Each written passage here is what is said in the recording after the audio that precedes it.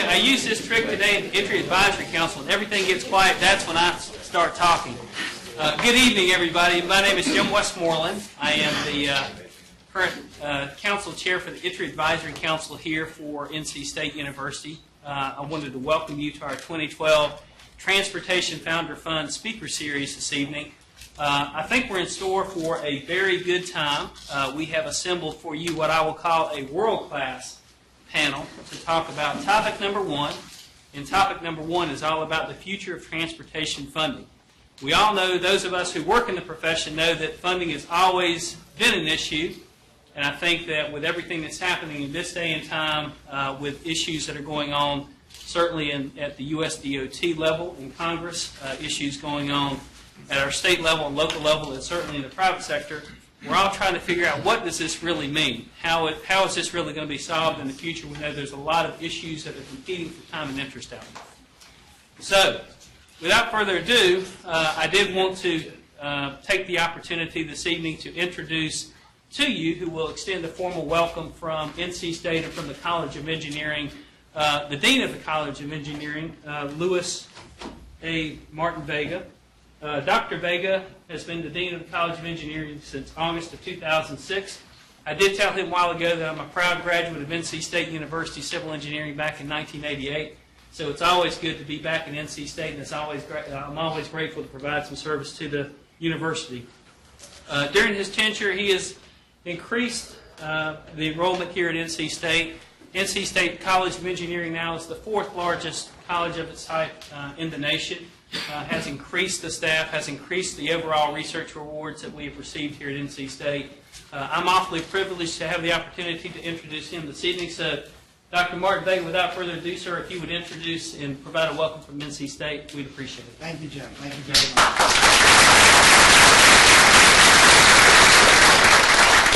Well, good evening. Let me just stand over here because I don't want to be given, this. First of all, certainly on behalf of the College of Engineering and on behalf of NC State, a very cordial welcome to everybody here, and especially to our distinguished guests this evening on the panel. I think it's just, really a very powerful group of individuals here that we have, and I know this has been a big draw. I think this has been a very exciting afternoon for the board in your annual meeting, and, I let you in on a little secret, even though my field is not civil engineering per se. It turns out that some of my early work was in a transportation research institute, so at least I'll share a little bit of that and the appreciation I have for everything that you do. One of the things that Nagui asked me to come here to basically share with you was to sort of provide a little bit of background on something that is a very special part of today. Is that correct, Nagui? And it has to do really with an award that the Transportation Research Institute has, and it also has to do with a very special individual whose name is on that award. So that's really what I'm going to do, is just basically be the person that introduces that.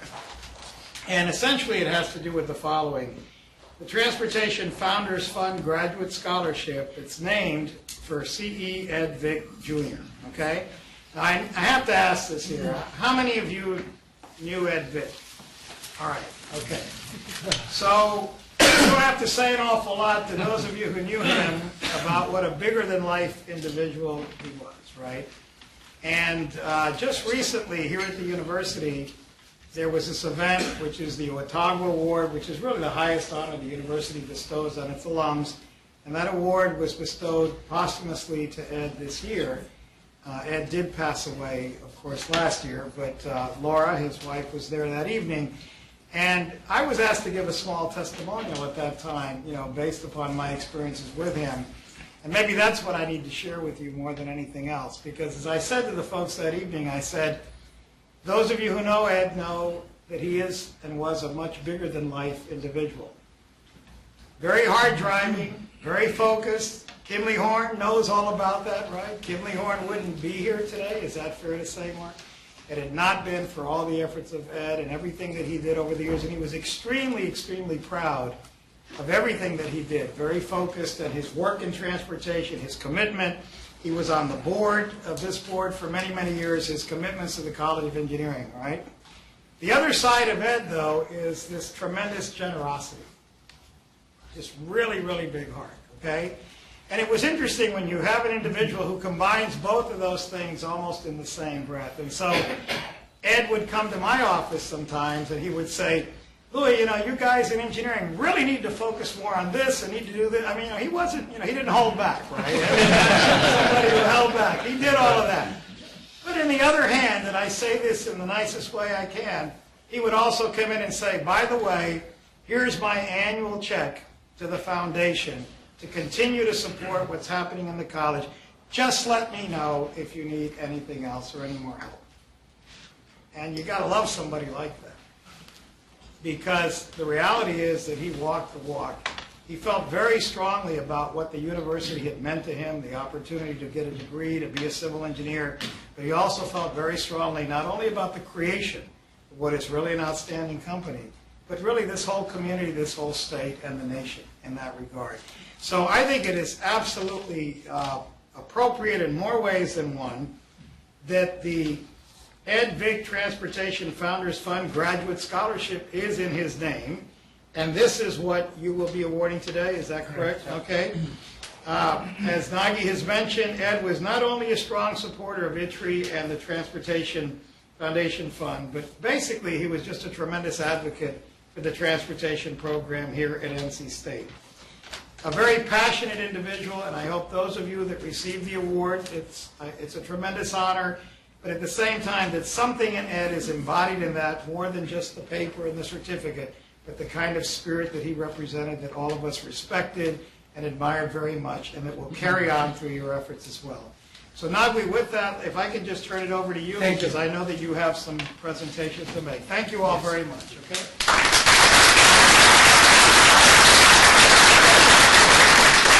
So without further ado, it's time that we recognize our 2012 student awardees.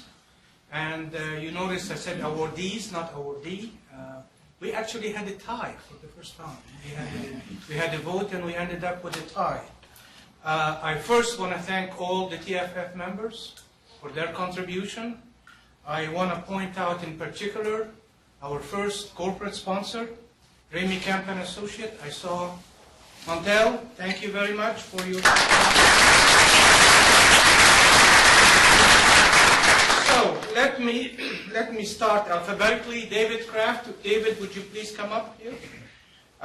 Just to let you know a little bit about David. David joined NC State just this past January.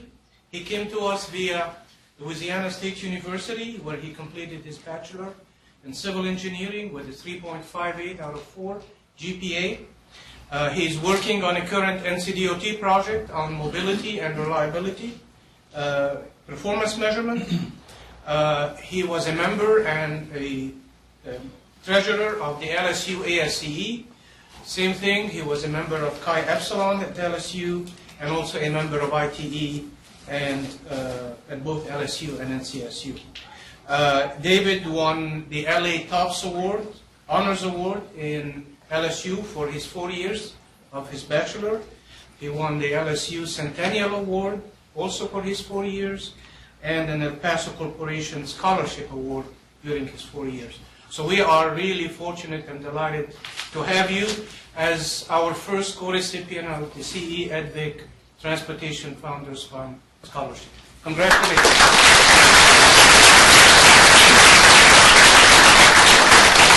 And of course, this is the only check you will get. This is an NC State tradition. Congratulations. The real check is in the mail. Congratulations, David.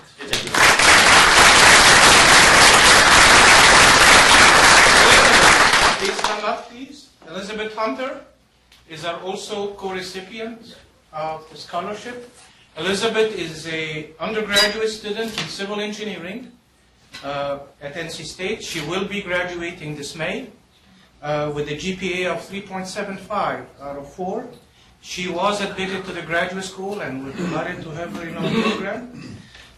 Elizabeth is an active student in the ASCE chapter and also a scholarship recipient, active in the ITE chapter and also a scholarship recipient, a member of Tau Beta Pi, which is the General Engineering Honor Society, a Goodnight Scholar, a member of WISE, and Y stands for Women in Science and Engineering.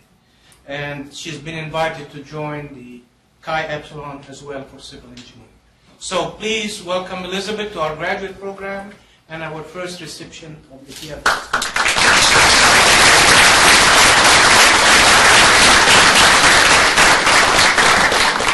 Here we go. Thank you very much. Okay, Well, let's get on with the show. I'd like to go ahead and introduce our moderator this evening. This man really needs no introduction. He is our Secretary of Transportation here in North Carolina, Gene Conti. Gene has been doing a tremendous job in North Carolina for many, many years. Not only has he served as the Secretary of the DOT, he was also the Deputy Secretary. He is a graduate of Duke University. Oh, that's Put that in there. I don't know if he's got his props on this evening or not, but he's a graduate of Duke University, and we're awfully proud to have him on our team. So, Gene, without further ado, sir, take the charge. Thank you, Jim. And I'm going to try to be very informal here and get this started.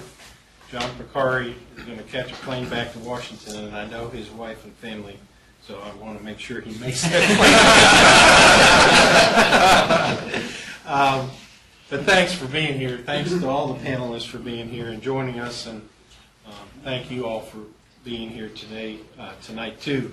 We're going to talk about the future of transportation funding, options, and strategies. Obviously, you wouldn't be here if you didn't know how important that is.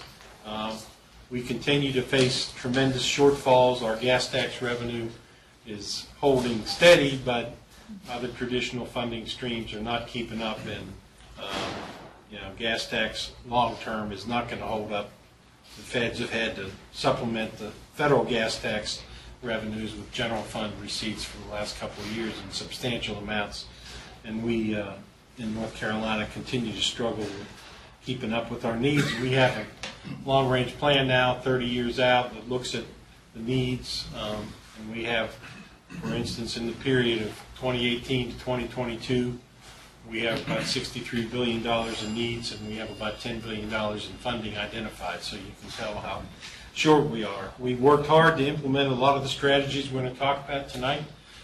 We've implemented tolls here in North Carolina, something that 10 years ago would have been hard to believe, but we have a turnpike authority, and we have projects under construction, and actually opened the first project here in Wake County last year. We're looking at I-95 as a tolling opportunity, I-77 hot lanes. We have used the TIFIA program, the federal loan program, to help us do the Triangle Expressway. We're also looking at TIFIA support for the I-77 hot lanes. We created many years ago a state infrastructure bank. We haven't capitalized it really very heavily, so it's not been one of our biggest tools, but it's there. If we could figure out a way to capitalize it and get it moving, it would be a benefit. We have local sales tax options for transit now in Charlotte, which has been in effect for, I guess, almost 14 years now. We hope to have a triangle transit vote here in the next couple, within the next year, hopefully in Wake County and Orange County. We're working on public-private partnerships, Mid-Currituck Bridge, I-77 hot lanes, sponsor a highway, and the Charlotte Gateway Station, a project that we think has great opportunities to bring private capital and public capital together to build a tremendous facility and an economic development opportunity for the city of Charlotte. We're working very hard on the Lynx Red Line up into the Cornelius-Davidson area, Huntersville, using value capture as a methodology, building possibly a long tax increment financing district that stretches from Charlotte all the way up into those communities, and then having special assessment districts too to help support that, capturing that value which will come from the investment in that rail project. Design build has become very much a part of our methodologies. We, on average, over the last 3 to 6 years, have saved almost 30% on each project we've done through design build methodology. We used something, a new wrinkle we learned from Florida, design build finance, where we actually ask the contractors on these projects to stretch out the payments over rather than a 4-year construction period, 5 or 6 years. So we stretched out those dollars. We used that on completing the loop in Charlotte, 485, and on the interchange of 485 and I-85. We launched a bridge program here, which has received a lot of praise from both the contracting and engineering communities. What we're calling Express Design Build for bridge projects, to do about 150 bridge projects statewide this year for about $100 million, allows the expedited completion of those projects, because we really pre-qualify a bunch of teams, and then we put these packages out of projects and select those teams based on their ability to do those projects. Garvey bonds we've used extensively. We've saved, we believe, more than $500 million to date using the Garveys, which allows us to bring projects much closer in time, so that we're able to launch them much earlier and get those savings in terms of inflation. North Carolina Mobility Fund we created with the governor's leadership 2 years ago, and we've managed to get the I-85, the Yadkin River Bridge project done, or will be done for the most part in about a year. It's going to open this summer, something that when we took office 3 years ago, people said would never happen. Using good, innovative financing, we've done it. We obviously put to good use the over $800 million in recovery money that we got through the federal government, $735 million for highways and bridges, $10 million through the Tiger program for I-85, and over $100 million for transit, and then almost $600 million for rail, working on the Charlotte to Raleigh corridor to improve those speeds and improve safety and make that ride a very competitive with cars. So we're doing a lot. We want to continue to collaborate and learn from others. So we have here 4 distinguished panelists to help us learn more and to have a good discussion. I'm not going to introduce them formally, because I think if you've managed to make it here tonight, you can all read, so you can read all about them. These are very, very distinguished people. I will just say very briefly about Porcari that he has been a friend for a long time. He has been a colleague in several different incarnations over the last 20 years, and we're very privileged to have him here in North Carolina tonight. John? Thanks, Gene. And for the record, if I do miss my flight, my wife knows where to live. This is a very timely discussion, and let me just start with the punchline. I'm not coming here with a solution here tonight. I wish I was. But in terms of transportation funding, we do know a couple of things. One is that there needs to be an all-of-the-above solution. Gene mentioned some of the things that's worked here in North Carolina, many of which have worked in other parts of the country. They all help. Some of them work at the margins, some of them do a little bit better than that. But, for example, the array of loan programs and other things that USDOT has, such as our Garvey bonds, the RIF program, TIFIA, those are not cure-alls. Those help a specific profile of projects. I'd argue they don't get to the heart of what we need to do. There's been a lot of discussion about VMT tax.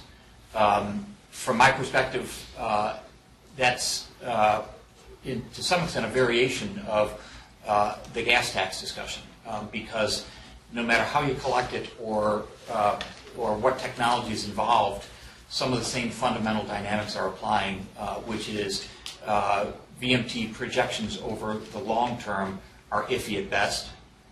We do know that VMT growth had changed before the recession. We know that it's changing coming out of the recession, and as compared to the stable long-term funding source that the gas tax was in the past, it's simply not likely to be in the future. I do think, and in this I'll probably differ from some of my colleagues on the panel, I do think that it is by and large a public obligation. You have public-private partnerships wherever possible, but transportation funding is for the most part, the very definition of a public good, in that facilities that are provided and maintained are necessary for the economic growth of the country over the long term. If any good has come of the discussion about transportation through the recession and recently through a reauthorization discussion, it's that I think people are seeing once again the link between transportation and economic development. And it's a fundamental premise that we seem to have lost somewhere along the line. It's something that our parents and our grandparents and our great-grandparents knew very well and had no trouble shouldering as an obligation that they would never see the benefits of in some cases. So I think more than anything else, we need to shift the discussion back to what is the role of transportation in the nation's economy for economic development, for quality of life, and what is our obligation, our generational obligation toward that. And if you're listening to what President Obama says about infrastructure and transportation infrastructure in particular, that's very much his point of view, that we have this generational obligation that we're not meeting. One thing that American history has shown is that where there's a will, there's a way.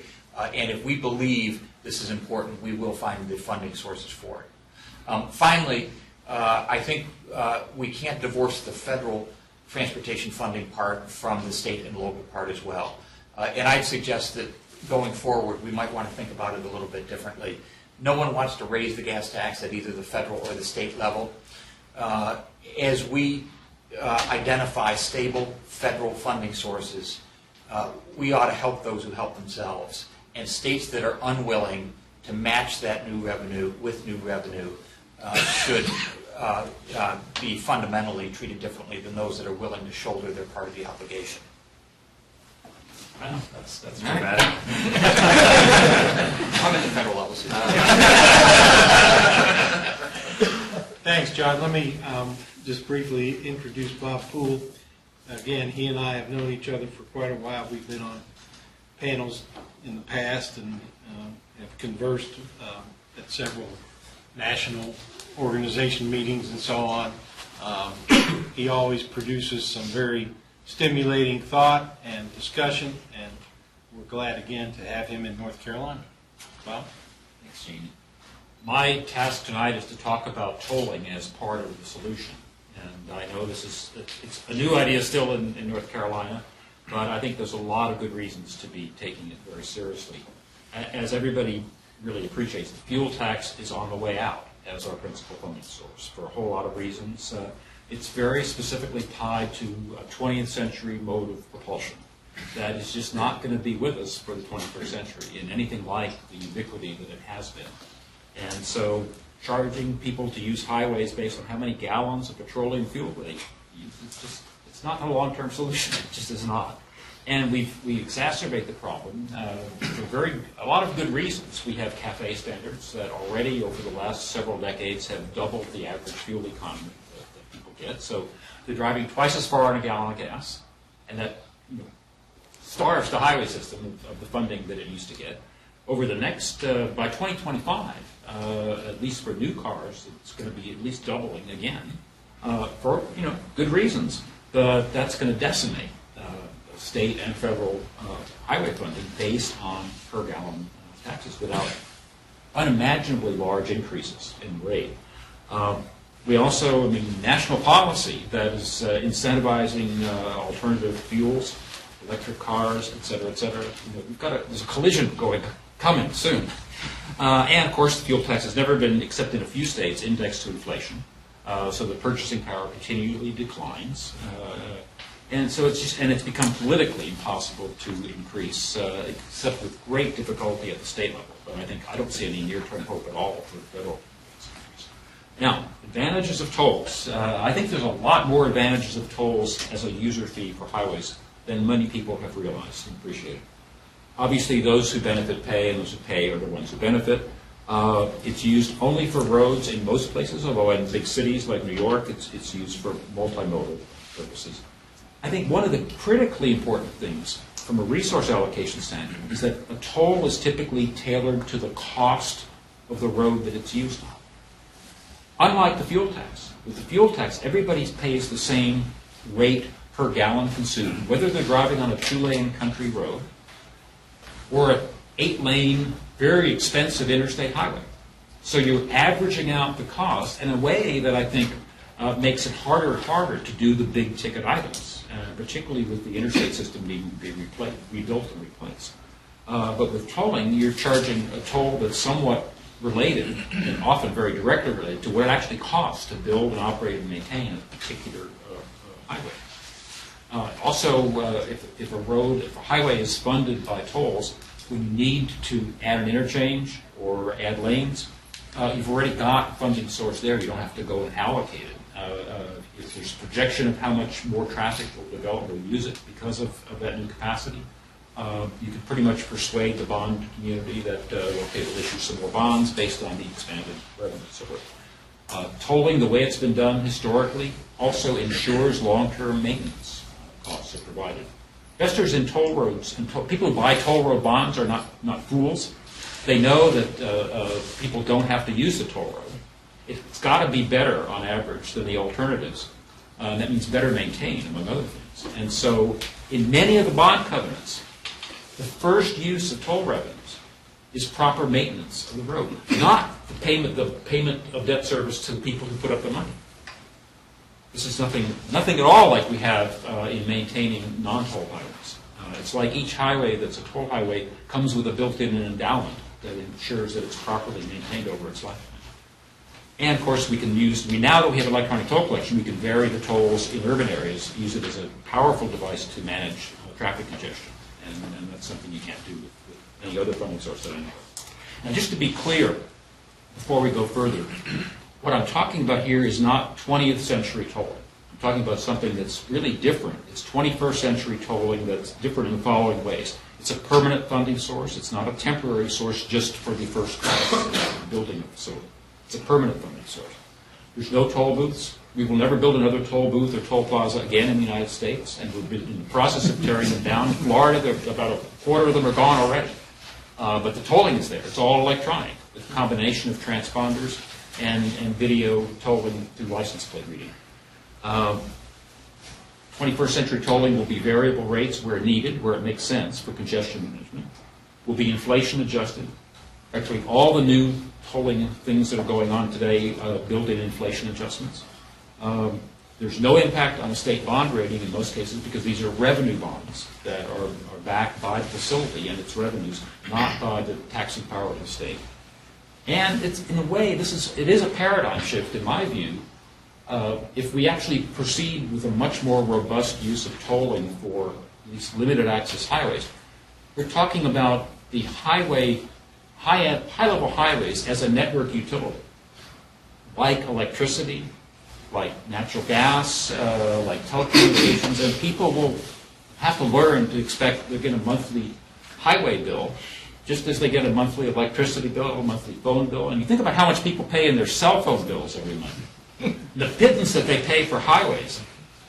We've got a lot of work to do, but it's a paradigm shift that I think that needs to happen. People also grossly misunderstand that 21st century toll collection is a lot less costly than 20th century toll collection. You'll see there's 3 different studies out there floating around that say the cost of toll collection is 25 to 30% of the revenue collected. It's enormous. Those studies, we've looked at them. We have a research project going on Resupplementation. We've looked at those studies. All of them are based on samples that include a lot of manual cash 20th century toll collection. Forthcoming report will show best case what you should be able to do with all electronic toll collection, probably between 5 and 10% of the revenue. And that's still more than the 1 to 2% that the gasoline tax costs to collect. But it's a big difference between 10% and 30%. And so there's a lot of hope there for doing this cost effectively. There's good polling data that shows that if you present typical Americans with the alternative that says we need to do some big transportation improvements, big highway improvements, and we don't have the money to do it. They're only going to happen if we come up with a new source for paying for it. And you give them a list of 5 or 6 or 7 choices. All of it, except for tolls, all the others are some form of taxes, either a new tax or an increase in an existing tax. In those kinds of studies, 10 years of survey data shows that people prefer tolling by, in many cases, as much as a 2-to-1 margin over any of the tax alternatives. And again, this is not, there's a TRB special report on this. I served on the committee that oversaw the work. It looked at 10 years of survey data on tolling and pricing. Very important findings. So my recommendation that I've been trying to get around to people like G and other DOT heads and so forth is that to gain public acceptance of tolling, we need to make it value-added tolling. The worst thing in the world to do is what Pennsylvania tried to do, and the DOT properly put the kibosh on it, and that is to put up toll booths on an existing highway just the way it is, and to use the money for whatever they wanted to do, if it's transportation, but it's not for the benefit of those who are paying the tolls. So value-added tolling says you use tolling when you add significant value to a highway. That's obviously if it's a brand new highway, that's the case. Major capacity additions, like North Carolina's planning on I-95, or major reconstruction, where a highway is worn out and you're going to have to replace it by reconstructing the whole thing. Those are all cases of significant value add for those you're asked to pay the toll. And you don't start the tolling until you're actually adding the value. And I think doing that means that we really have a chance of gaining public acceptance and understanding that it's better to do that than to let the roads decay and let the congestion get worse and worse and worse.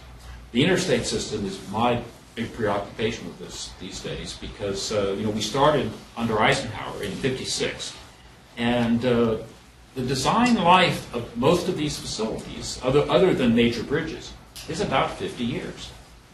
So we're already having some that are passing their 50th year, and over the next 2 decades, most of that system is going to be way over 50 years old, and we need fundamental reconstruction.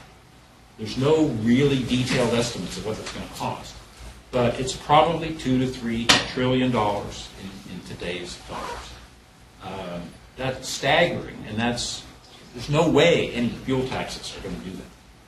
Unless we come up with a funding source that's capable of that, this most important and valuable and productive part of our surface transportation infrastructure is going to decay and be less and less usable. So there's more I can say. I think there's a way to incorporate this into a replacement of fuel taxes with VMT charges, but I'll leave that for the Q&A. And I hope I've given you some useful food for thought. Thanks, Bob. Our next panelist is Jim Richardson. Jim is with Forest City, which is a major development organization, has worked around the country on very significant projects in urban revitalization. They're working in Atlanta now, I know, on an intermodal center there. It's really epitomizes the value of bringing a private sector investor, developer into the game on transportation projects and really helping to make things happen. Jim, thanks. Gene, thank you. Good evening. It's a very honor to be here. What I like to do is get a little perspective from a developer standpoint of what's happened since the Great Recession came along and everything. Development has shut down. I mean, it basically shut down. You think you'll see another mall in the future? You won't see another mall for a long, long time. The mall is changing with the Kohl's and everything else that's coming along. You're just not going to see these million-square-foot malls happen. Actually, you'll probably see more malls closing down than you'll see them opening up. So we started looking at, as a development company, what do we do? What do we get into? And when Obama threw out the $12 billion to all the states and kind of gave it to the DOTs to handle and really get into the rail business. And hopefully everybody can ride the rail and they won't have to worry about the tolls. Which I think is where we think that's where society is going somewhere. That it's going to go back to the urban environment. Families are living longer. Families are going to be living together. They're going to be young professionals are looking to live without transportation or to live without transportation modes like trains and buses and everything like that, no cars. There's a lot of places in the country that does that. And we ourselves have about 29 properties that are what we call TOD, transit-oriented development. And our properties are very successful because of transit. So we start to say, and when the money went out to the DOTs and the states and everybody tried to figure out how to apply that money and start building these stations and how to connect the dots, it's interesting because we used to have one of the best passenger rail systems in the country, and we abandoned that, went to the freight, and gave it to the freight. And we spread out in the freeways, and they built the first freeway, I think, in Kansas, was the first mile built, and they didn't know where that was going to connect. And now we have to go back and figure out how to get our passenger rail working again, and how do we work that with freight companies, and how do we work side by side. So what we saw, and we were from Ohio, we saw it was one of the states where the money was sent back because they didn't get it. They didn't understand what the value is that you can create around these stations. These stations to a developer are like an interchange.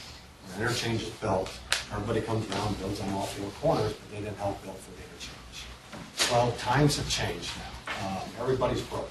The developers are broke, the cities are broke, federal government's running out of money, and we all have to figure out now how to do things differently. And so we came up with a concept where we took our skill sets of being a master developer to come in and actually work as a true public-private partnership. And when I say a true public-private partnership is there are partnerships out there where cities will do TIFs, and that's what they do, that's their only part. Developers just looking at one project, he's putting equity into it. Well, he's only focused on that project and maybe a little bit around it. What we say is that we have no stake at the game. We're actually sitting at the table with the owners, and that's the stakeholders of that project. Good examples like Atlanta. GDOT has everybody sitting at the table right now, Greta, MARTA, all the transit agencies, Central Atlanta Progress. We all sit together, and now we're trying to figure out how to make this multimodal facility happen in Atlanta. And the question always comes up then is, well, if you can do that, and you can create this development around there, and obviously we look at the fact you need to create a lot of density. And as we do that, we'll create jobs and we'll create places for everybody to live. We think the true TLD would have no parking around it. There'd be parking lots on the outside where you might catch and come in, like town or business or whatever, but it shouldn't have a lot of parking because people should be living around it. And when you look at a route of multiple stations, it needs to be planned as each one's destination places, and each one can complement each other, and they can be branded. There's another definition you could actually use is TOE or TOH, transit-oriented education, transit-oriented health. And there's hospitals nationwide that are going to start looking at programs as they see the train system come online to locate hospital facilities, education facilities, and this is where the planning happens of looking at a whole route of trying to figure out what can complement. Can be a hospital here. Where does the doc go? To be closer to the university over here. Move the dock a mile if you have to, and look where you're locating it. It's more than about transportation. It's really about development. So we were frustrated ourselves as we went out and cities are trying to make this happen, that we actually went ahead and created a model ourselves that actually would put together how to finance these stations with the increment income from the developments, how to have the developers help pay for what we call common area maintenance for the operations of the stations, so states don't have shortfalls, and how to create the principles and guidelines to make this happen, and actually have private business come in and help guide the government agencies and public agencies on how to get this done. So we took it as far as last June or so, I testified in front of the Transportation Committee, and then from there we put together a bill which Congressman Petri and Congressman Lipinski out of Chicago are going to introduce next week. It was actually in the hopper right before Easter, but they took a break and they left. So, but this will actually create a system across the U.S. to where it'll provide guidelines, financing models to how to finance these stations. They'll provide incentives for developers to actually develop within certain rings around the stations so that it can happen right away. And then when we do our master planning, and I know there's a lot of engineers out here, I don't know how many architects, but the developer really, architects can draw plans and engineers can help support it and help create the technical sides of these things. The developer really comes in and creates the market and creates the vision. I mean, we'll make it happen. A good example in Atlanta right now, it's a 1 million square foot multimodal facility that's going to happen. all forms of transportation from high-speed rail, and we try to call it sometimes high-performance rail, because everybody's going to get hung up on how fast it goes. And we really think it's more about reliability and performance. If it's going to be on schedule, it's going to be there, it's a good experience, like our properties are, or our real estate is, then it's going to be very successful. So we think in Atlanta, like what we're doing is that probably so far we have put together about 4 million square feet that could actually happen at the same time the MMPT happens. And in addition to that, over the next 10 years, another 10 million square feet can happen of economic development. And what we do is actually plan those projects and actually go to developers in those areas and get them engaged so that they would be the catalyst as the station opens, and actually encourage them to fill in so the residential and some retail and things like that. So we see it as a new way of living, and we see that it's something we have to get back to. Europe has probably one of the best passenger rail systems in the country, in the world, but they have the worst freight. So now we're trying to catch up on freight, and we're trying to catch up on passenger. So we think we can do it, but everybody has to think outside the box and really try to make this happen. Thanks, Jim. Our last panelist is Rob Zimmer. I don't know Rob, but he brings an incredible background in systems engineering from a variety of perspectives.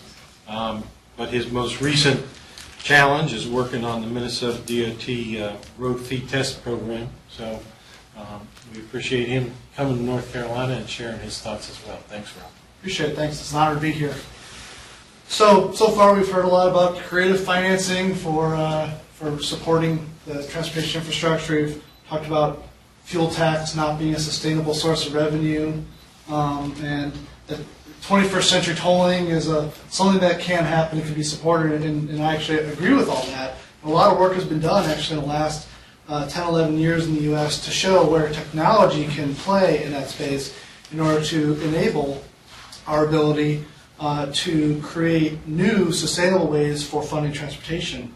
In fact, a lot of work has been done for a lot longer than 11 years in Europe and Asia. We can take some lessons from experiments and technology that's been deployed there. In the U.S., there's been a lot of work done by the states to look at fair and equitable ways for assessing fees for roadway usage. Oregon has had a trial. In fact, they're about to embark on a newer, more technology-focused trial. Iowa has a pretty famous effort where they've shown technology can play, and right now Minnesota, Battelle has a system where we're going to deploy 500 vehicles in Minnesota collecting road user fees. We currently have 300 vehicles that have been running around for about 5 months there. But all these systems, including Minnesota now, have shown that technology is ready today. Some of the argument has been that we don't really have a technological solution that could help us make it efficient. So we don't have 30% of the revenue going towards the implementation. And I think we've gotten past that point. Really it comes down to what technology can you use to achieve the objectives that you want to achieve. There are many objectives you could try to achieve. You could keep it simple and say, we just want to replace that federal and state fuel tax, because that model is not sustainable anymore. You could look at a different point of view. You could look at revenue collection to sustain a specific roadway facility, like localized tolling. Or you can be creative and say we want to implement an area-wide emissions-based pricing scheme that says, based on emissions, your fee or your contribution might be different. We actually did a study recently that found there's over 1,300 different technology options available today to implement, depending on what your objectives are.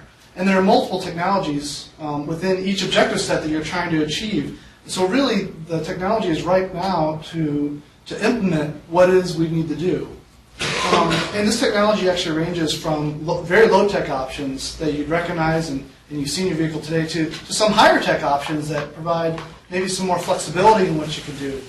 On the lower-tech side, we talk about vehicle odometer. It's probably the most direct connection to the fuel tax today is burning gas. It's ubiquitous. It's not focused on this. You use this road, you pay for this road. If you look at an odometer-based system and pay, for example, per mile, it would be spread over all roadway use, but it's easy. It's low-tech.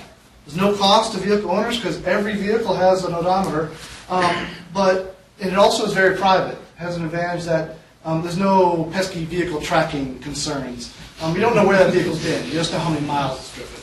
However, there is a downside. The downside is someone's going to have to periodically inspect those vehicles for compliance and make sure people are paying the fee they're due. And that's where really the expense can come in that kind of a lower tech system, but it is a possibility.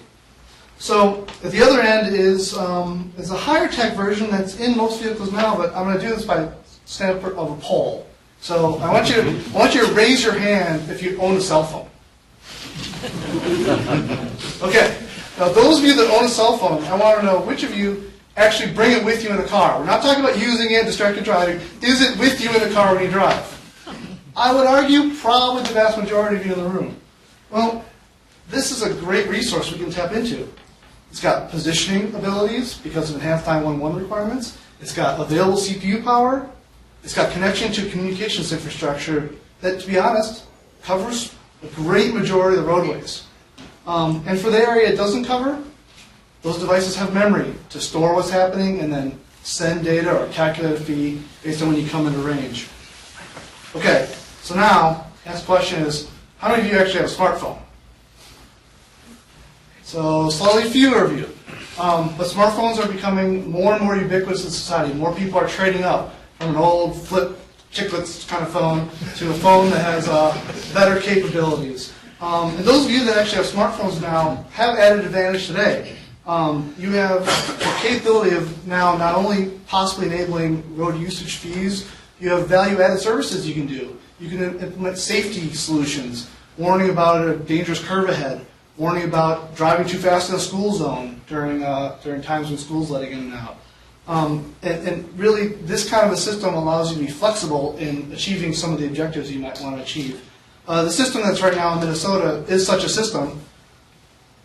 COT solution. You can buy this on Amazon for 1 cent. People already have these phones. No infrastructure, no state investment as far as roadside units, tolling, no gantries. It's a 21st century solution. And really what we found is that these are pretty cheap. I mean, 1 cent on Amazon. The GPS chipsets in here are not survey grade. They're not going to get you to millimeter accuracy where you are. That's okay. They're good enough is what we found actually to find out where you are, depending on whether you want to collect a mileage-based system or maybe time spent in an area or crossing an area, crossing a boundary, or bridge crossing, or entry into maybe a congested zone in a downtown area. So we talked about kind of either side of the technology, but there's actually other technologies available now that are kind of what I call in between those. Every car since 1994 has an onboard diagnostics port. Insurance is actually deploying modules now that you plug in and have a discount based on your driving behavior. Well, how do they know that? Because they collect things like hard braking, hard acceleration. They can also collect speed, and they also know time of day. Well, once you know speed and time, guess what? You can get mileage. So the insurance companies are already putting these out. It's just another step to technology that can be enabled for road user fees. And that's what I come here today to talk about is really the technology focus. Additionally, there are other technologies. Vehicle, I guess you call them concierge services, OnStar, and other car companies have other kinds of versions. Again, you got positioning, you have access to the car's telemetry. Road user fees are just a small step away. You could add an application of that. And then lastly, in the safety arena, DOT is spending a lot of effort perfecting the dedicated short-range communication, 5.9 gigahertz, and enabling that for safety applications, collision avoidance, trying to avoid roadway departures. But once you have a system such as that that has high bandwidth, low latency, reliable communications out of the vehicle, you have a processor on board, positioning is a key part of that. You have another platform where road user fees can be implemented today. The technology is here. So really, what's stopping us? We've got lots of options. Over 1,300 we found. So really to focus that down, to see what it is the federal government would like to do, what it is the individual states need to do depending on their objectives, is to determine what are the objectives. What do we want to accomplish? Just want to replace that fee that's now dwindling and not supporting us anymore? We want to be a little more creative now if we're going to rethink this. What other things might we be able to accomplish with technology? once we know our objectives, what metrics do we want to cover? What do we want to collect? How private do we want to be? How maybe give up some privacy if someone wants to choose to give up the privacy to add value-added services for them in the vehicle, to provide them more information. And then lastly, there's technology that can implement the metrics to achieve the objectives. But in the end, it has to be fairly applied and has to be cost-effective way of accruing those fees and providing a sustainable source of revenue that everyone can see as fair and also provides their privacy. I think the technology is available today. Thanks. Thanks, Ron. That was a very good engineering presentation. Come I by hope you all honestly. appreciate it. Yes, we do. John's going to have to leave in just a very few minutes, so I want to direct any questions to him first, and we'll probably need to send him on his way in about 5 minutes. Jim? First of all, thank you very much again for being with us. And I guess my question is related to a thought I had about we've got a lot of land in terms of highway right-of-ways out there. And what kinds of strategies is USDOT potentially looking at of how we can more effectively use those right-of-ways to create long-term revenue sources for transportation? It's a great question. Some of the immediate things, and many state DOTs have already done this, is the public utility easement part of the right-of-way is a great asset. And if you just think about the ability to bring fiber optic, dark fiber or lit fiber to rural areas, there are states that have traded the right-of-way in return for bringing the fiber to the last interchange. If you couple that with leasing some of your public safety communications towers, you can actually get to a statewide or regional strategy for cell service providers. It's actually a good, decent revenue source, but even more importantly, you're taking care of another public policy issue, which is providing cell service and fiber optics. There's no question we can use the right-of-way overall better than we have. There's, even in the most congested corridors, there's uncongested times. Not just flattening the peak, but beyond that, the times when there's capacity out there, and maybe this is where Bob's differential pricing comes into play, we could make better use of that. There are, in addition to highway right-of-ways, I'd point out there's a lot of other transportation assets out there, and all of them can probably be utilized a little bit better. Are they game changers in terms of revenue? No, but they all help. I was going to say the railroads. A lot of railroads have been in fiber business for years and years. Partly for their own use, but also for common carrier use. So One more question for John. Ed? What's the possibility of a new Surface Transportation Act by November? Zero. I do think that's the bottom line, but I'm not going to tell you otherwise. But I think we're going to limp through with a couple more short-term extensions. You saw that the Senate passed a bill, not far from perfect, but it was at least 2 years. And we're defining deviancy down here when a 2-year bill sounds good. it's really 18 months. It's true. But the House is not going to take that up. And I really feel for my colleagues, Gene and his colleagues around the country at the state and local level, who are trying to really do the important projects because by definition they're expensive, multi-year, difficult projects, and you don't stay a state DOT secretary long if you put those out on the street without the revenue. And you can't with the short-term bill. So we are not going to get it. If there's any bright lining in this, we did finally get an aviation bill. Yeah. But that was after 23 extensions. So if you didn't ask this, but if you want a homework assignment, all of us have, I think, a collective need to help recenter this discussion. This didn't used to be a political discussion. You can argue about sources and uses. You can argue about policies, and we should. But the fact is, transportation is a fundamental investment in America's future, and we need to put it back in that framework and get it back on a bipartisan basis. The last couple of authorizations passed by very large bipartisan majorities, and we need to get it back in that framework. Thanks.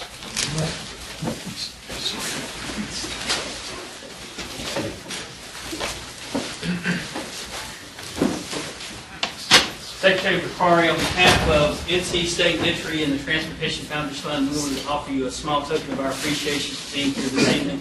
Keep up the good work. Is Thank you, sir. TSA going to confiscate this?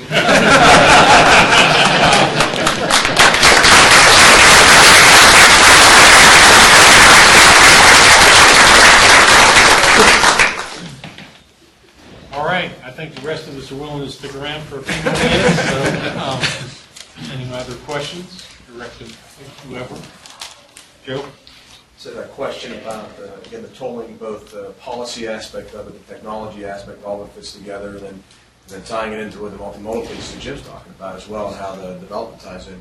I had a question about, you should call it value-added tolling, is the phrase you used.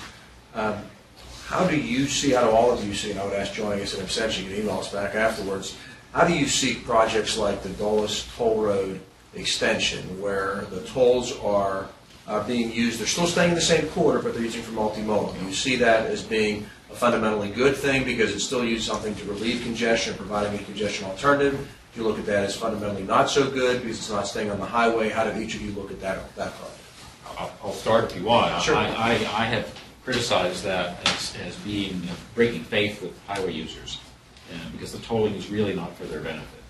And the latest, the studies that CDM Smith has done show that the projected schedule of toll rates is going to lead to such diversion that there will be more trips diverted off of the Dulles Toll Road than are projected to use the rail line, which strikes me as, if that's the case, and that's apparently what the CDM Smith traffic revenue study showed, strikes me as a really perverse outcome.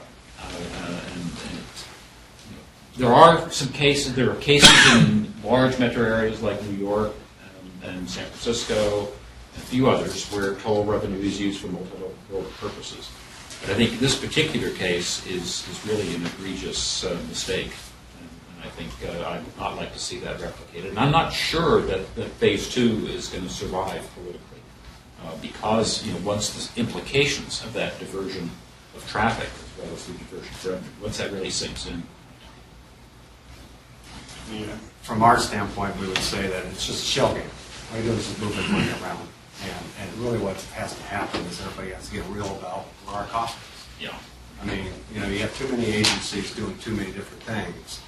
And it's one thing developers go through and try and deal with different agencies. And that's why we find today that if we can sit with these agencies and get consensus, let's put the real problems on the table.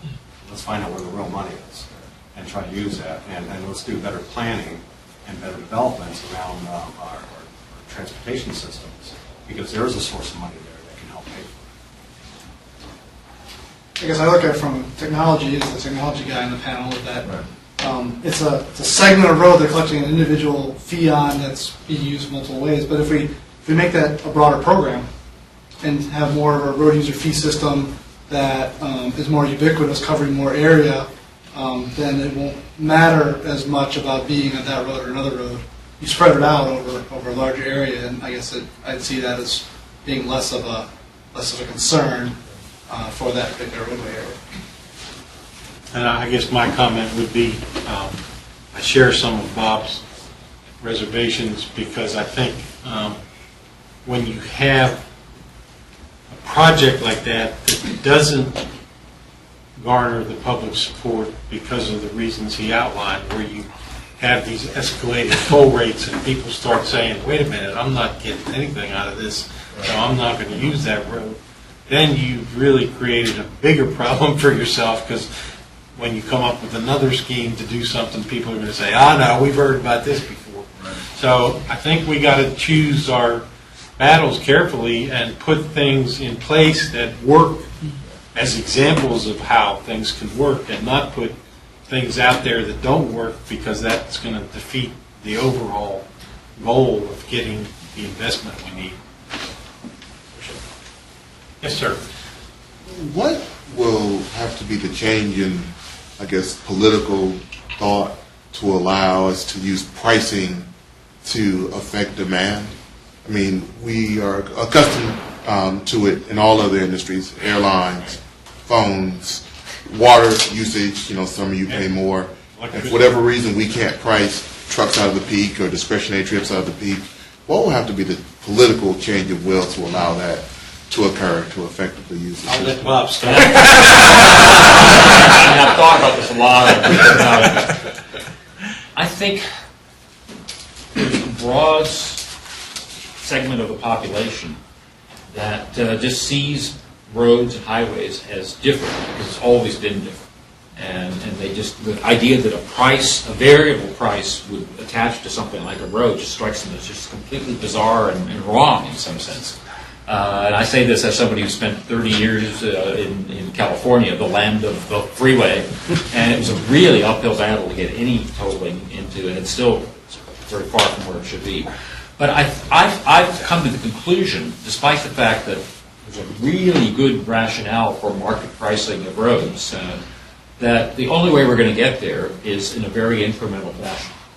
And by that I mean start with things like hot lanes, managed lanes that are an option on a road for people who can choose, and you get some subset of the population starts saying, wow, this pricing stuff really works. I can buy something better. It's like being able to buy Starbucks after your whole life spent with Sanka and Maxwell House. You get a choice, and it's better, and it's reliable. And it's a twofer, because it becomes an uncongested path for bus rapid transit, and so you benefit transit as well at the same time. Then you go on from there to say, all right, well, if it works in a corridor, the whole metro area freeway system ought to have this as, you make a network that's basically a second freeway system, except it's a tolled one that's superimposed on the original freeway system. Then you have a much larger group of the population that's even though it maybe only be once in a while, using them and getting the benefits, say, oh yeah, it really does work. Those lanes stay uncongested. They provide a real value proposition that people can count on. So once you have a whole network in place, and we're talking now probably 15 or 20 years, then you will still have congestion probably, assuming economic growth continues, on the non-price lanes. I think at that point, you could have a chance to have a conversation with the rest of the people and say, look, this rush hour stuff is really still bad. We know most of you guys aren't going to pay the tolls that these guys in the premium lane are willing to pay. But what about if we put in a small surcharge at rush hour to spread some of those trips that really don't have to be at rush hour, but because it's free, they go at rush hour. Spread those out. I think you might, at that point, be able to get political support for doing that. And then after that's in, then it's a matter of tweaking it and so forth. But the key thing, I think, on a long-term basis, one price for everybody at a point in time, I think, is not going to be the way to go. There's pretty good research that if you look at people's value of time across a large population, people who commute during peak periods, it's a massive distribution. And the upper tail of it, of the high-end, people who are willing to pay a lot for everyday, reliable, 15 minutes from point A to point B, those people will pay a fortune. And if you base a system on the price that the average person is willing to pay, that will be effective, you're not going to give the high-end folks what they're willing to pay for if you only offer it to them. So I think it needs to be a premium and regular pricing system is what we ought to ultimately aim for. Not everybody's paying the same price, because that is going to way sub-optimize if you do that. One of the things we're working on in Charlotte, as I mentioned, is the I-77 Hot Lanes project. And that really came out of a study that the city of Charlotte and DOT funded together on a network of hot lanes around the city of Charlotte. We have decided with the city to start with I-77. But again, if we do it right, hopefully that will build support for addressing some of the other congestion corridors around the city of Charlotte, and then eventually you build a network sort of incrementally without rolling out a network plan that says, okay, over the next 15 years, you all are going to be paying all this money. Just trust us. And we can see that happening in South Florida already. Yeah, South Florida. The very first, the I-95 hot lanes worked so well that there is now support. We've got the second one going on 595 in Fort Lauderdale. It's going to be reversible express lanes because of the way the traffic flows. And there's design studies for 3 more such projects already moving forward in DOT. And the editorial writers say, bring them on. We want more. It works so well in this corridor. The others are still so awfully congested. We got to have more of it. So it's very, very encouraging. I just think, a lot of it's education to the public. I mean, it's surprising how much the public doesn't really understand congestion and what's going to happen in the future for growth in cities and stagnation. I think the figures are out there as 50 to 70 tons per person of freight that's moved every year, average. And next few years, you're going to have, next 20, 30 years, you're going to have 20 to 30 million people, and you're talking 2 to 3 billion tons of freight that needs to get moved again. And that's just, people start hearing that, and they start appreciating the congestion and what happens. Then I think you can engage the public, kind of understand some of these programs, and I think Gene is absolutely right. Better come out with one that works. Don't come out with one that's just, you guys are going to pay it, forget it, let's pay it, and send the money in. So it comes with education. It's interesting, we talk to freight companies and the partnerships with them, and you tell the public that the freight companies are really private companies. Most of the public think they're public, and they don't understand that. And that's again, it's an education thing. I think we had one over here, young lady. Yeah. Sure. I hear you guys talking about rail and highways and interstates. I'm interested more of what Jim was talking about with more livable cities and things of that nature. We've all heard the concept of complete streets.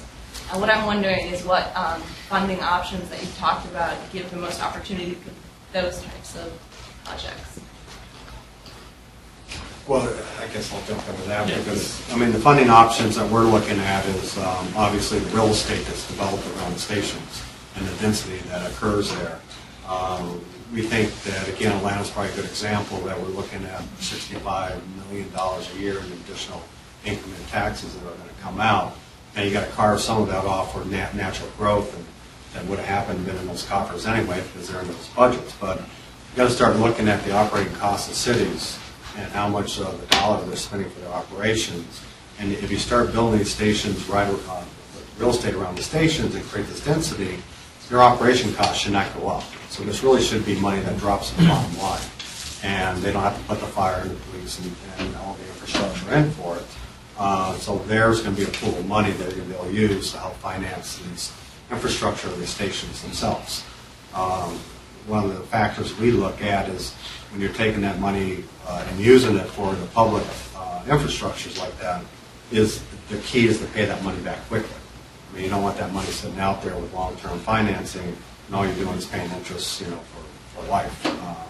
We did projects in Virginia where we actually took $30 million for a real estate project, and we paid it back in 4.5 years. So part of the models we look at is let's throw all the money at it, get it paid off, get those monies back to the coffers, versus trying to split it up and everybody takes a little piece, and then nobody really gets any benefit from it over the long run. This discussion has centered around urban areas for the most part and dense population areas and congestion that results from that. What about rural areas? And there's an awful lot of roads in this state that are lower volume, but it's very important to the economy of the state. And from a safety point of view, unfortunately, that's where a lot of harm also results.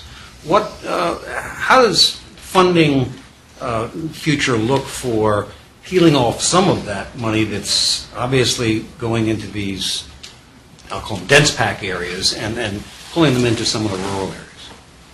Well, I take a shot at that. This is what I was going to get into in terms of a VMT type system. I My model for this, it's evolving over time, but is to do transponder-based tolling for all of the limited access, the interstates and the urban freeways, expressways. But for everything else, including all of your many, many rural and country roads and city streets and so forth that need to be paid for also and should be paid for, I think, per mile.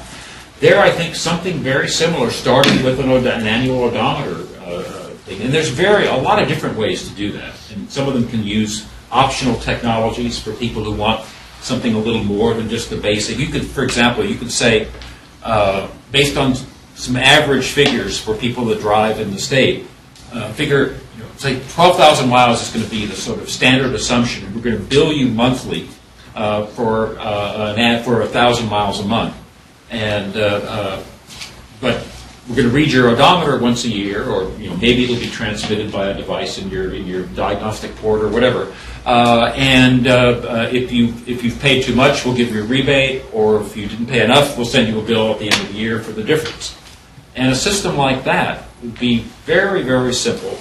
No new technology needed to be bought. Nothing needs to be instrumented on all those hundreds of thousands of miles of small roads, and yet would bring in the revenue to replace the fuel tax, but on a per mile basis. That would be the sort of basic average for all of the not very expensive roads, which is an awful lot, in which a huge amount of driving gets done on. We do need to do something about that. You're absolutely right. I think this would be a robust, long-term funding source for it, and it doesn't need to involve a lot of fancy technology.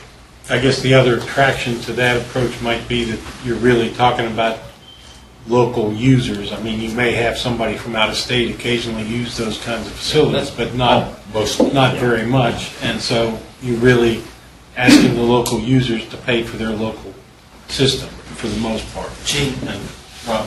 I'm sorry. I'll say, so one more thing I'd like to add to that is that I think the issue of the rural roads versus the densely packed is a critical thing we need to work on, because you had mentioned earlier that cost of a rural two-lane road versus the cost of an 8-lane expressway, very different. Yeah.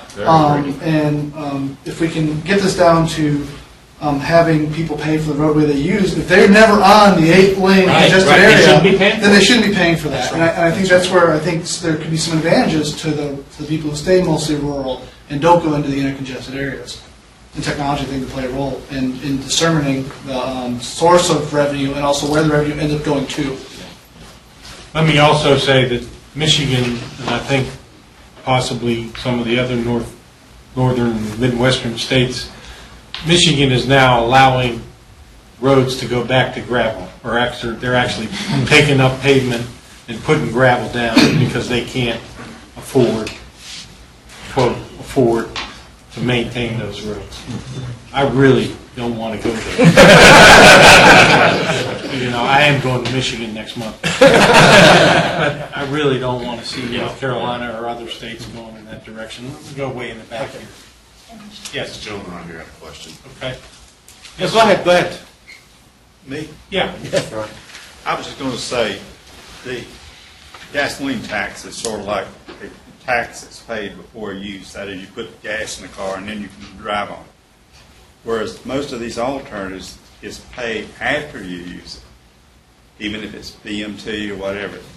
When you got 10% unemployment and a lot of low income, I could visualize you got a real collection problem. Good thought. Yeah. Something we'll have to take into account. Yeah, there are definitely collections. I mean, on our toll system right now, okay, the toll road we built, it's only 3.5 miles open right now.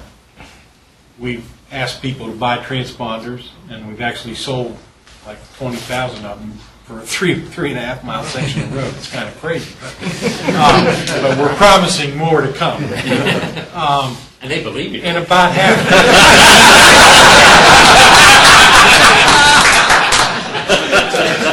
About half the collections are based on the transponders. The other half is really by video recognition of your license plate. So we take a picture of your license plate, we accumulate those over a period of a month, send you a bill at the end of the month. I hope you're charging those guys more. We're charging those guys more because the cost of collection is more. You get about a 35% discount by using the transponder.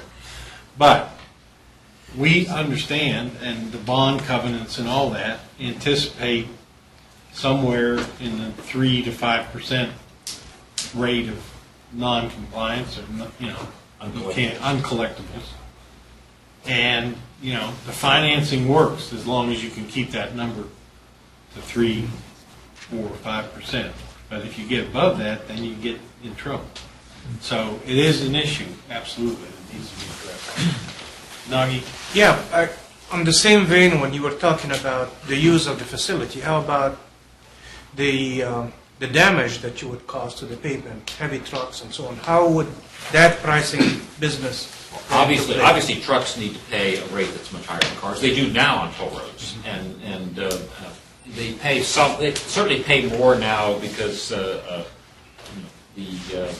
mile per gallon of a diesel 18-wheeler is a lot lower than the mile per gallon of a car. But the differential between what trucks pay versus what cars pay with the fuel tax versus tolls, the way toll road practice is, it's a much bigger differential in the toll road system already today, because they recognize that the trucks are going to be banging the hell out of the pavement, and they got to charge them more because that's the cost of operating and maintaining. Yeah. Way back in the back. Yes. Okay. So I like your idea of, I'm attributing it all to you, the 1,000 miles a month pay. Because for me, I would try to see if I could stay under the 1,000 miles every month. I would see if I could take a bike or take transit. And I'm wondering if that has been kind of thought of in this whole process, besides just that it could replace the gas tax, that people might try to use other modes. That had not occurred to me, but that's a very good point. That could be another selling point for people that would like to try to minimize what they pay in that and get accomplish using less than the standard amount, and therefore getting a refund or something. Yeah, that could be that's a good point, and I thank you for it. That's an area that really needs to be studied. Is the way they figure ridership today. I mean, ridership on trains and everything are figured right now by demographics. So riderships are low, but as you increase density and you take cars off the highway, there's no formula for adding that ridership, and thus it just blows all the models out that you try to make work.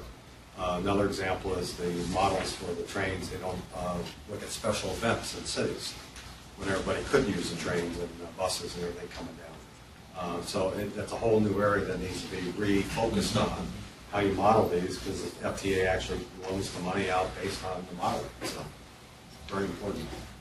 I think feedback of cost of your use is going to be critical, and that's where I think we can actually, where technology can actually bring something to help this process. In Minnesota, we actually on the device in the vehicle, we actually display what the current fee you're paying for the roadway you're using now per mile. It's really interesting to see how people are reacting to that when they enter the Twin Cities during a congested area. The price doubles.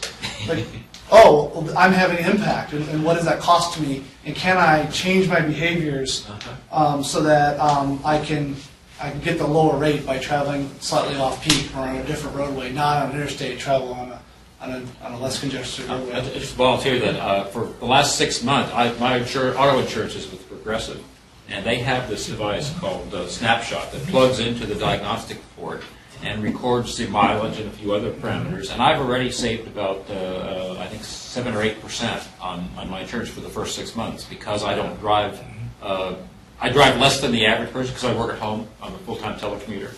So it's a great deal for me, and I'm actually going to write about it in my newsletter. People will learn about it. Preview.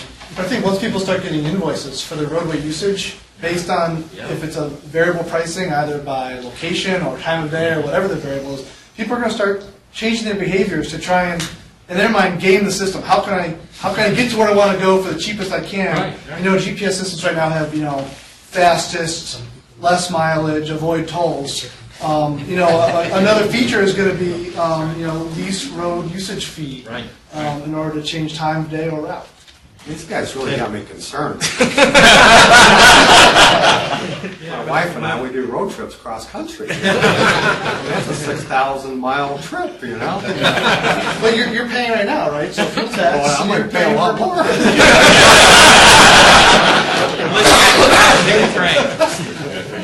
But here's the thing, and that case, like you're buying gas in Ohio and then driving in Indiana. If you don't buy gas in Indiana, you're driving in Indiana roads. You're right. So, And it's cheaper over in Illinois. so it's also, it's where you're actually doing the use versus paying the revenue is a critical problem right now.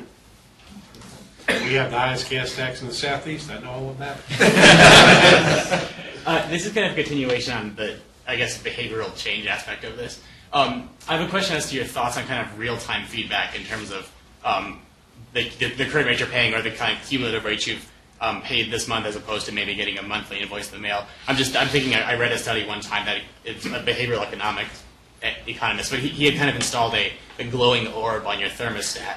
And when you were paying, a lower than average fee, it would glow green, and then if you started, paying more than your peers, it started to glow red, and there was a pretty significant change just by having real-time communication, like when you're making the decision, do I really need it to be a degree colder? You kind of made the decision, well, it's already red, I don't want to pay more.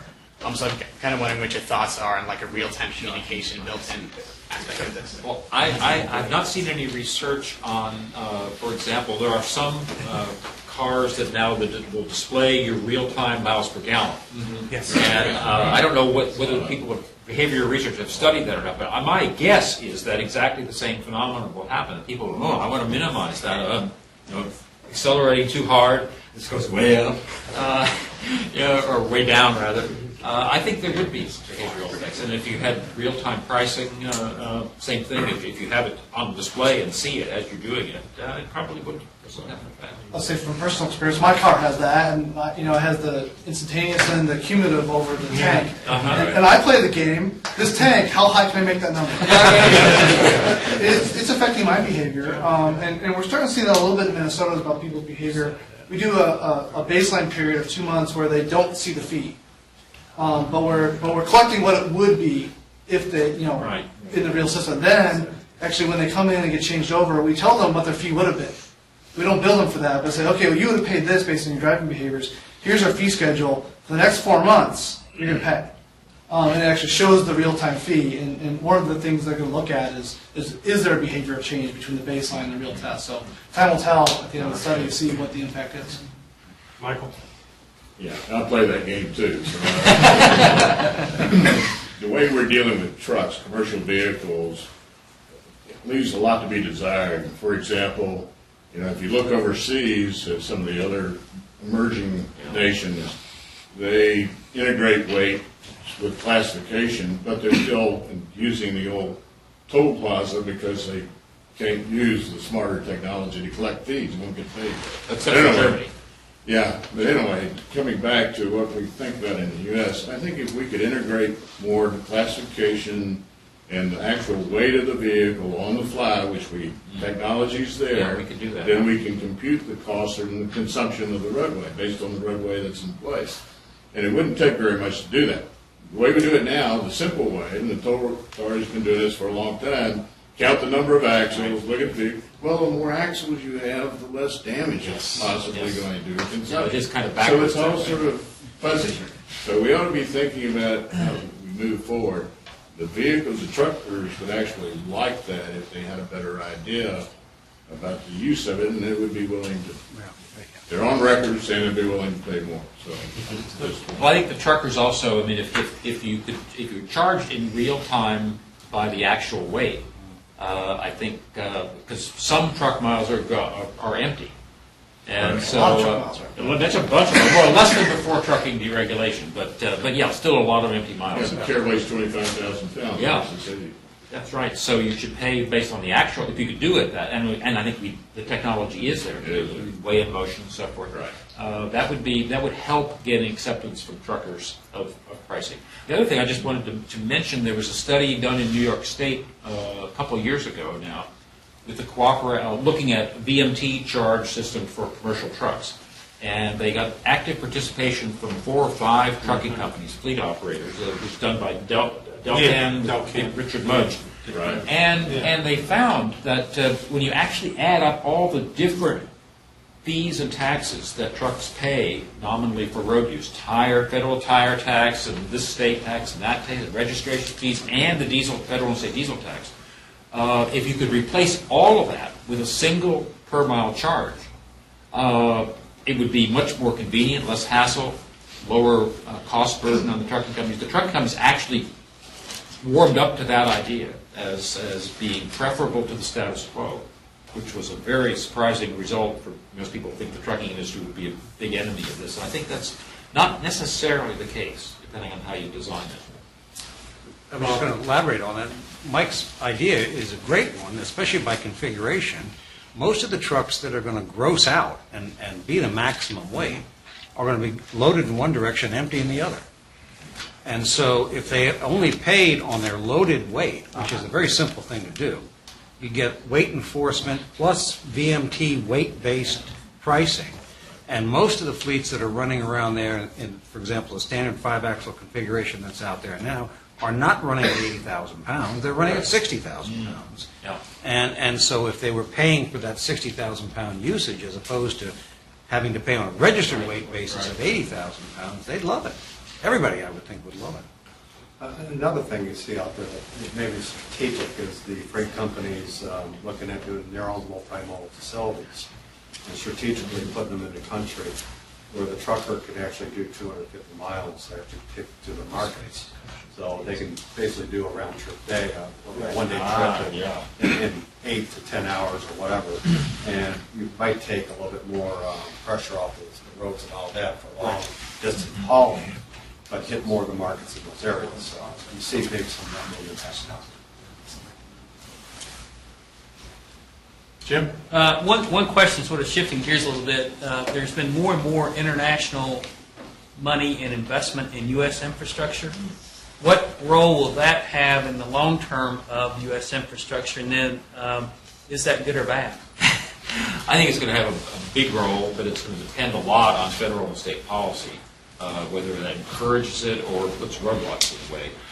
What we're seeing is it's particularly well suited to mega projects, the billion-dollar scale type of projects, which can include extensive hot lane type projects or truck toll lanes and things like that.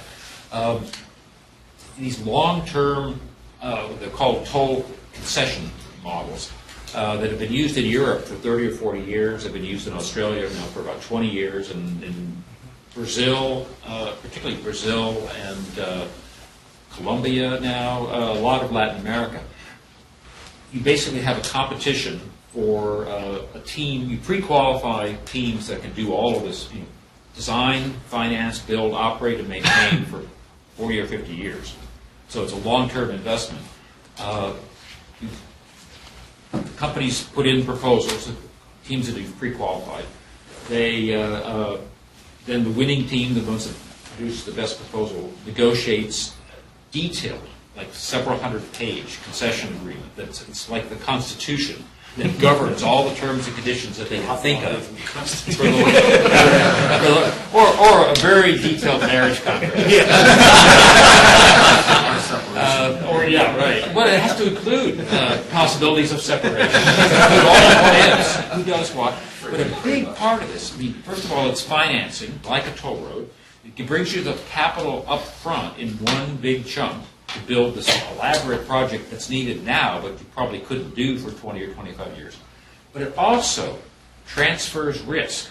The standard form of these toll concessions, not only the construction cost risk, the completion time risk, but also the traffic and revenue risk can be transferred.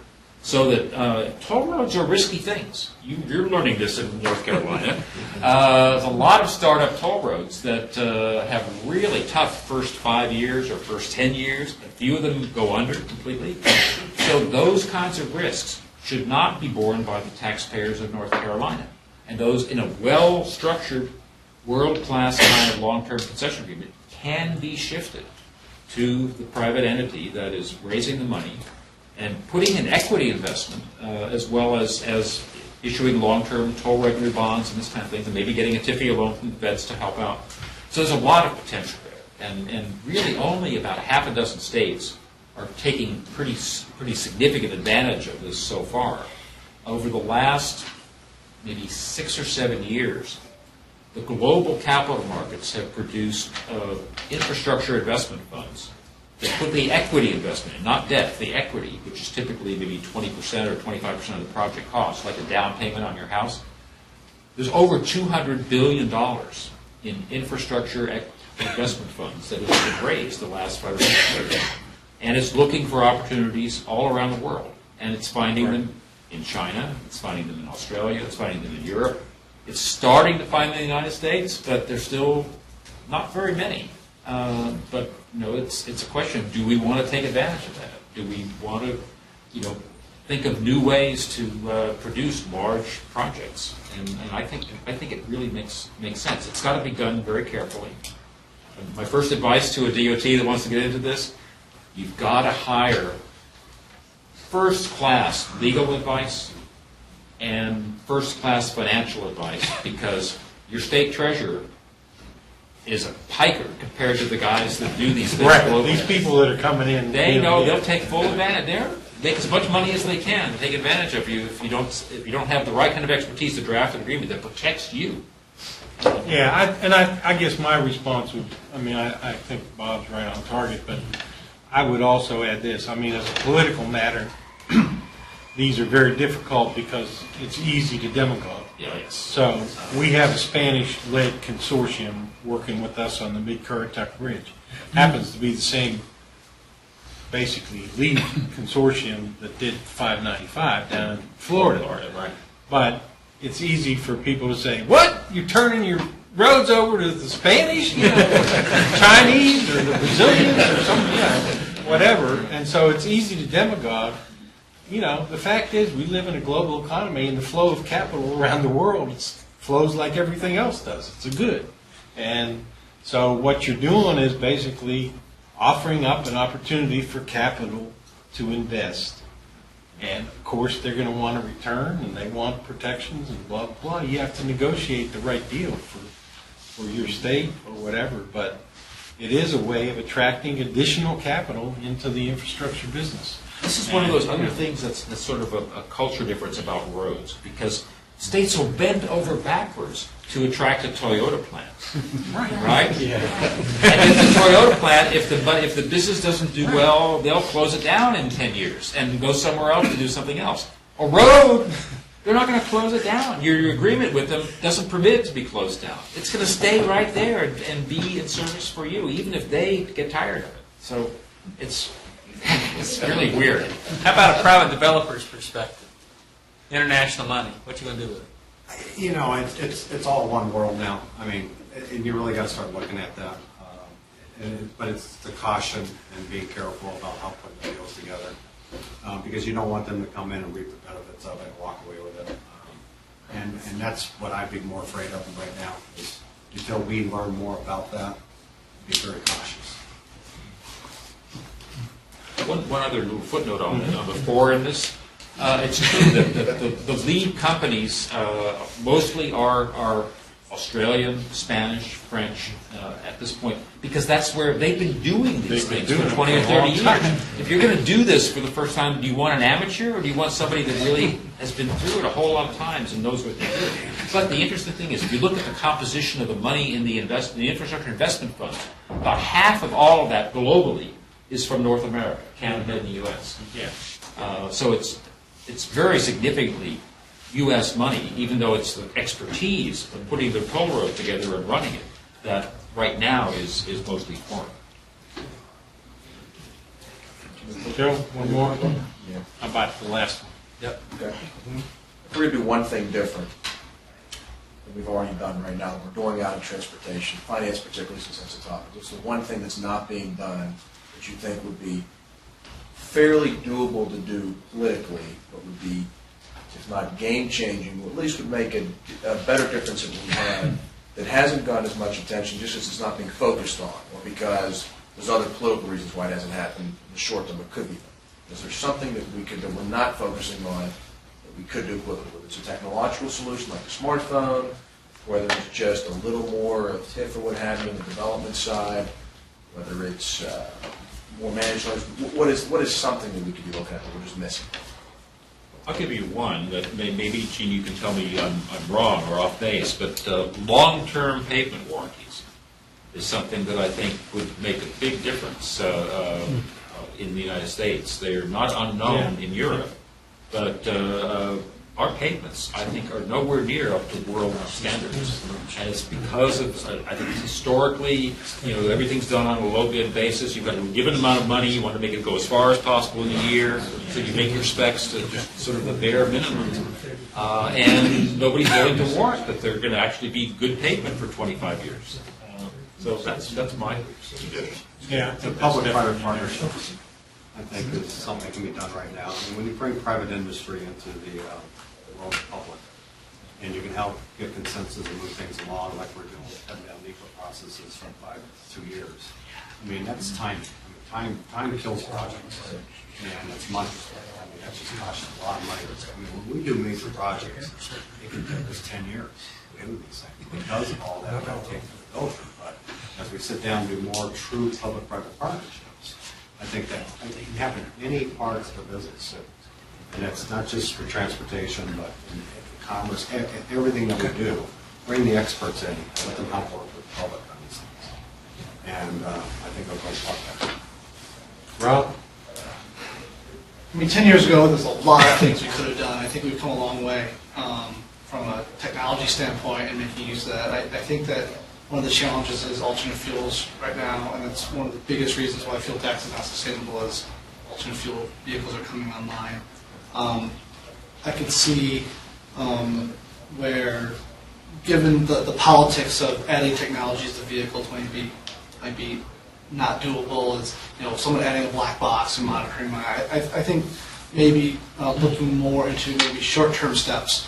How can we get revenue from those alternative fuel vehicles directly before we go to a ubiquitous system that's common for all? I think it's something that we could look at if politically it's not sustainable to revamp the system.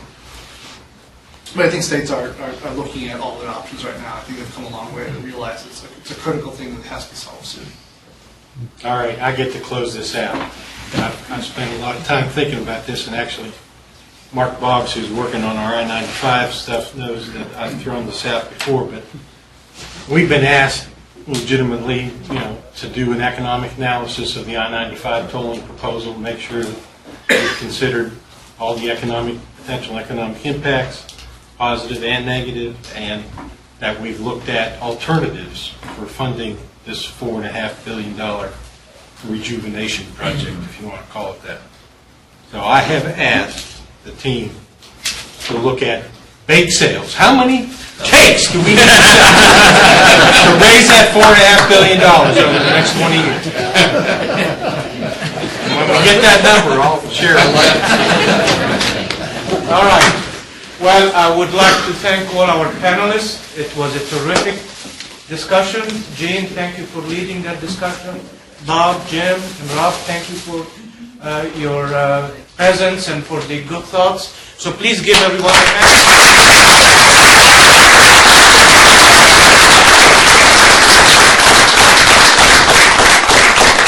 I also want to use this opportunity to harangue everybody. How many TFF members do we have here? Okay, I still see a few hands not raised, so we will continue to work on you. You can see the quality of the event that TFF brings and the quality of students that we're able to recognize through TFF. So again, thank you to the panelists, and good night, everybody.